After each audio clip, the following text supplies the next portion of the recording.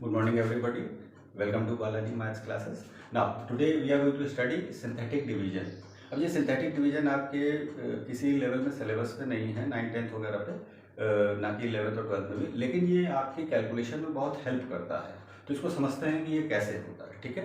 तो सपोज कर लीजिए हमने एक फंक्शन लिया f(x) = x² + 3x + 3। अब इसको देखिए क्या करना है, ये डिवीजन प्रोसेस है। अब इसको क्या करते हैं, देखिए आप क्या करेंगे कि ये इक्वेशन कंप्लीट लिखा होना चाहिए। ये जो एक्सप्रेशन यहाँ पे दिया है पॉलिनोमियल, ये कंप्लीट होना चाहिए। अगर नहीं होगा तो उसका कोफिशिएंट हम 0 लिख के चलेंगे, जो भी टर्म एब्सेंट होगा, ठीक है। जैसे यहाँ पर x² लिखा है तो यहाँ पर आप देख सकते हैं इसका कोफिशिएंट क्या है, +1। यहाँ पर x⁻1 है तो इसका कोफिशिएंट क्या है, +3। यहाँ पर कांस्टेंट टर्म हमारे पास क्या है, 2 +2, ठीक है। ये कंप्लीट इक्वेशन है। कोई भी टर्म अगर एब्सेंट होगा तो उसका कोफिशिएंट हम 0 लिखेंगे और उसको स्पेस देंगे, ठीक है। अब यहाँ पे देखिए इसको ऐसे लिखेंगे हम लोग। उसके बाद सपोज कीजिए हम इसको x = 1 से डिवाइड कर, मतलब x-1 से हम डिवाइड करना चाहते हैं, तो मतलब अगर हम इसको 0 के इक्वल पुटअप करेंगे तो x = 1 आएगा हमारा। तो हम यहाँ पर अगर मान लीजिए x-1 से इस पॉलिनोमियल को डिवाइड कर रहे हैं तो हम x = 1 यहाँ पे रखेंगे, ठीक है। अब देखिए इस 1 को हमने यहाँ कॉपी कर लिया। इस 1 को कॉपी करने के बाद इस 1 को 1 से मल्टीप्लाई करेंगे। मल्टीप्लाई करने पर 1 आएगा, उसको हम नेक्स्ट वाले नंबर के नीचे लिखेंगे। इन दोनों को ऐड करेंगे, ये हमारे पास आ गया 4, ठीक है।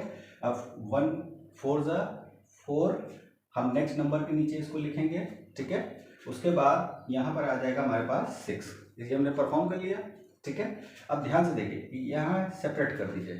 तो ये जो पार्ट है आपका, ये बन गया रिमाइंडर, ठीक है, और ये बन गया आपका कोशेंट, ठीक है। मतलब आपके पास x + 4 कोशेंट आ गया, ठीक है, और रिमाइंडर जो पार्ट है वो आपके पास आ गया 6। ये हमने पिछले लेक्चर में सेम यही फंक्शन हमने लिया था, यही पॉलिनोमियल हमने लिया था, और उसको x = 1 से हमने डिवाइड करके देखा था कि 6 हमारे पास रिमाइंडर आ रहा था।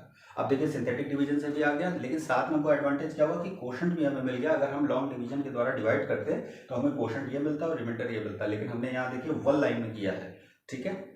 एक और चीज परफॉर्म कर लेते हैं इसी तरीके से, ठीक है।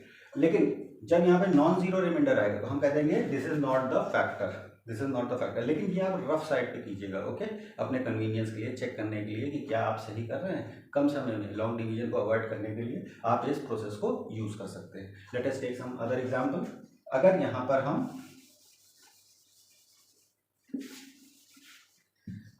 यहाँ पर -1 से, दैट इज x + 1 से अगर हम डिवाइड कर रहे हैं इस एक्सप्रेशन को, तो मतलब हम x की जगह क्या रखेंगे, -1। तो हम यहाँ पे -1 से इसको अगर हम डिवाइड कर रहे हैं तो क्या होता है, तो ये देखिए 1 कॉपी किया हमने, ठीक है, -1 से इसको मल्टीप्लाई किया तो क्या आया, -1। अब इन दोनों को ऐड करना है तो 3 + -1, ये कितना हो जाएगा, +2। अब -1 × 2 कितना हमारे पास हो जाएगा, दैट इज -2। अब देखिए इन दोनों को ऐड करने पर हमारे पास 0 आ रहा है, फिर हम सेपरेट कर देंगे, ठीक है। अब रिमाइंडर हमारा क्या आ गया, 0, दिस रिमाइंडर इज 0। तो देयरफॉर हमारे पास कोशेंट क्या आया, कोशेंट आया यहाँ पर x + 2, ये x का कोफिशिएंट बन जाएगा, ये कांस्टेंट टर्म बन जाएगा, मतलब एक लीनियर एक्सप्रेशन हमारा क्वाड्रेटिक निकलेगा।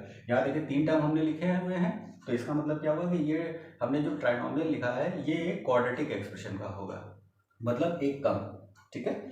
और जब लीनियर है तो इसमें 2 टर्म्स हैं, पावर होगी 1 मैक्सिमम, x के ऊपर पावर 1, लेकिन टर्म हमारे क्या होंगे, 2, ठीक है। Is it clear.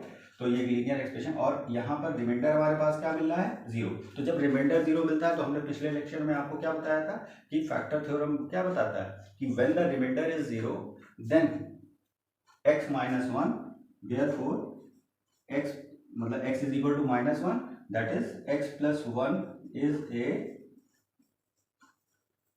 Factor of fx, ठीक। आई होप आपको ये समझ में आ गया होगा कि सिंथेटिक डिवीजन कैसे परफॉर्म करना है। इट क्वाइट इजी, और इसको आप रफ साइड पे परफॉर्म करके आप बहुत जल्दी डिवीजन प्रोसेस को कर सकते हैं। Thank you very much.